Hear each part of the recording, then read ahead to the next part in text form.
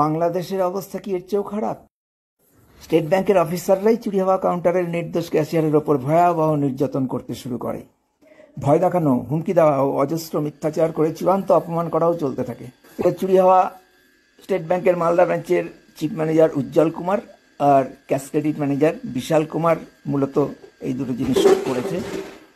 আরও দুজন অফিসারের উপস্থিতিতে হঠাৎ তার ভয়েস রেকর্ডটা নিতে পেরেছি। বাংলাদেশ স্টেট ব্যাংকের প্রাক্তন চেয়ারম্যান রজনীশ কুমার চোর। স্টেট ব্যাংকের প্রাক্তন চেয়ারম্যান রজনীশ কুমার গদ্দার। স্টেট ব্যাংকের মালদা ব্রাঞ্চের 2018 সালের চিফ ম্যানেজার উজ্জ্বল কুমার চোর।